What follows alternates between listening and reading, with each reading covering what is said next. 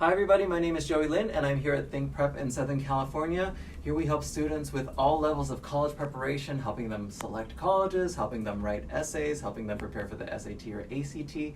So today I'm going to be reacting to some TikTok videos that we found about this year's college admissions.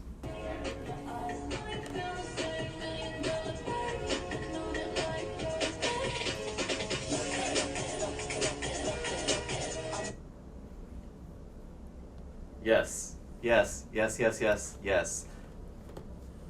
If you do not get into your dream school, that does not mean your life is over. In fact, Google and other companies like that do not want to hire students just from one school like Stanford, even though they're right next to Stanford. They want to look at students from a diverse range of undergraduate institutions. In fact, if you're in the top third of your class, you can get a job there if that's what you really want to do. Now, is that what you really want to do? That's a different question. But just getting rejected doesn't mean your future is condemned.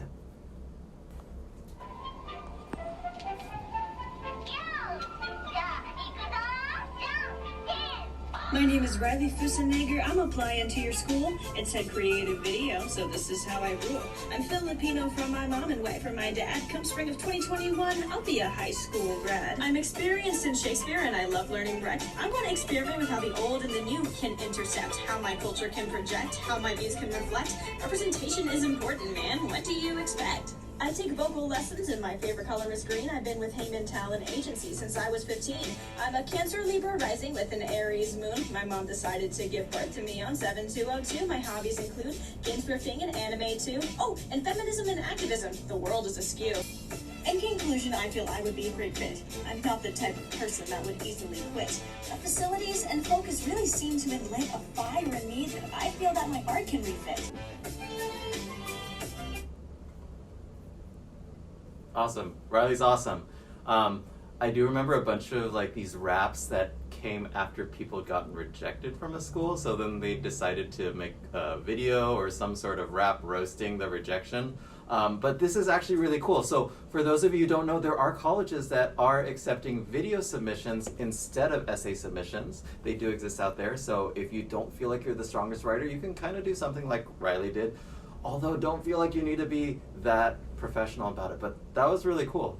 I hope she got in somewhere really cool and wanted somebody who's as creative as her. Okay, here's how I got off some waitlists for Ivy Leagues and private schools. I think the same tips apply here. Keep your grades up, try to do well on AP tests and other tests, continue with your extracurriculars and passions, contact admissions to send an update letter, and include everything I just talked about. And if you can't get alumni to send an email or letter. That was kind of loaded. So apparently she did get off waitlist, which is awesome. Did what she do help her get off the waitlist? Who can say? So when it comes to waitlist, it's a very complicated procedure called enrollment management. So when you're managing your class and you're going to your waitlist, there are certain things that you may be looking for. For example, some schools may be imbalanced in terms of gender, so they may be going to one specific gender when they're looking at their waitlist. Or other schools may be imbalanced in terms of their majors, so they may be only pulling students off the waitlist who are planning to do a certain major. So her advice is totally true. Yeah, get the best grades you can, don't let senioritis affect you, keep going on with your extracurricular activities. I think that's truly important because you do need to do an update letter, absolutely. So it'd be an awful update letter if you said, I spent the last 3 months not doing anything, please admit me. But yeah, do what she says, but know that even if you do it, it won't necessarily result in you getting off a wait list, unfortunately.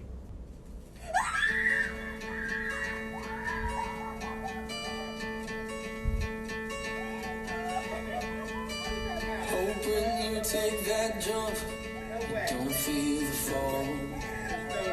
I wonder where she got in. Is she wearing the right shirt?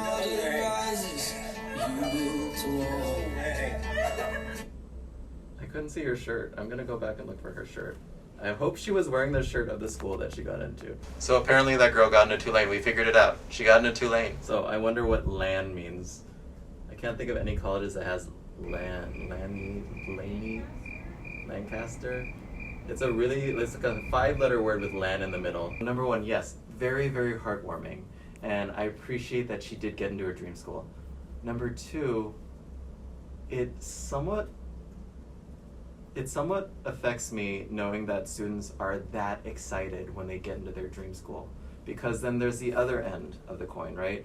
If you get rejected, then you're that sad. So to put all your self-worth and energy into a college admissions decision, which can be truly arbitrary, probably isn't the best idea. I'm really happy for her. I'm not taking away from her, but I do want you to think about that too. Like, it's great that you got into your dream school, and it's not the end of the world if you don't get in. It's going to depend on what you make of it. You can get into your dream school and still not make the most of your 4 years there. So it's about the journey, not about that one singular decision. So please keep that in mind. So apparently on TikTok, if you scroll through college acceptances or look up something like that, then you're just going to end up getting a sea of a bunch of acceptances. So it can make you feel kind of awkward or left out if you did not get accepted into one of your top choices. Please know that the TikTok algorithm isn't necessarily keeping your mental health in mind either. There are just as many kids who aren't feeling well about their decision. So it's great that they all got in, but also know that it's not going to be the end of the world if you don't. Drag my feet along the floor. Then I see you walk across the campus. I'm really scared. What if I don't? Okay, they can't admit you as a freshman.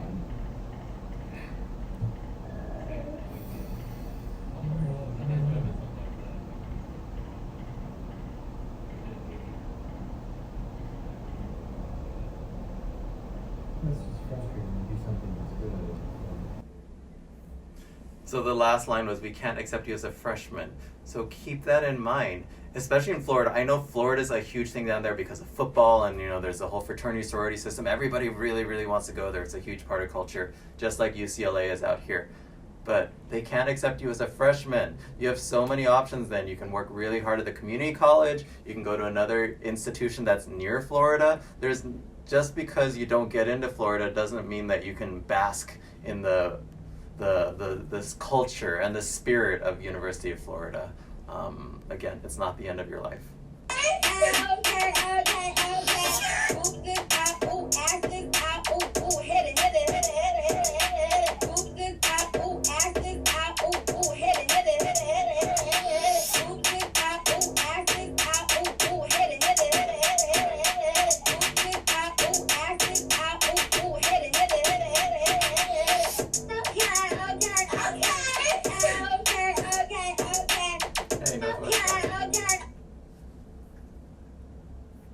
So I love visiting colleges, and I love getting swag from these colleges, but every time I go to the student bookstore to buy a t-shirt, I always look at these t-shirts and I'm like, why is this t-shirt $30, $40? Like, there's no good reason their merch should be that expensive. So I feel bad for her that she bought that many clothes, but they look really stylish. Can somebody below tell me why college bookstores have such expensive clothing? My guess is he applied for engineering. Okay, I'm just going to look at that college list and guess that he applied for engineering. In terms of number of colleges, this one actually isn't that bad because the UC system is just one application. So if we treat them all as one school, he did 11 colleges, which isn't that bad, except for the fact that all these schools are highly selective, except for UMass Amherst. So let's see where he got in.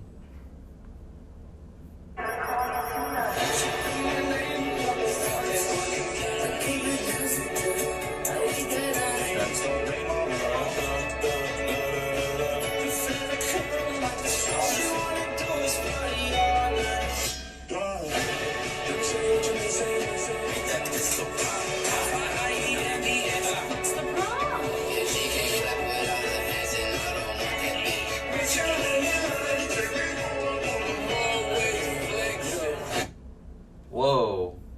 Whoa, whoa, whoa, whoa, whoa. I wonder what he applied for. Yeah, so this kind of shows some seemingly arbitrary nature of college admissions. So the whole thing is that you have to be a really, really good fit for the school that you're applying for. So I literally got this call yesterday from a family. This kid was not the best kid at school, but he loved hospitality. And he was so in love with hospitality that he got a job at a hotel, even though he was a minor and they did not offer jobs to any other minors at that hotel. And then he ended up getting into one of the top hospitality programs in this country at Cornell. He's not the best student, didn't have an SAT score, but he was a great fit for their program. So even though it looks like the decisions were arbitrary for this guy, he had something that Harvard wanted. What happened to the original plot of the movie? What happened to the original plot of the movie? The coming of age story is great, and colleges do want to see how students have grown and matured and changed their ways of thinking. There's this whole movement in college admissions though, and they're like, you know, flaunting your trauma. I think it's really, I don't know, it's a very touchy subject. You obviously do want to talk about the important things that have happened in your life, but do know that even if you spill your heart out into your college admissions essay, that doesn't mean that it'll automatically get you accepted. Everybody has stories to tell, and it ends up coming down to how well you fit into what they're looking for. So it's not that you did a bad job of telling your story, it's that it just didn't work out the way the numbers worked out that year.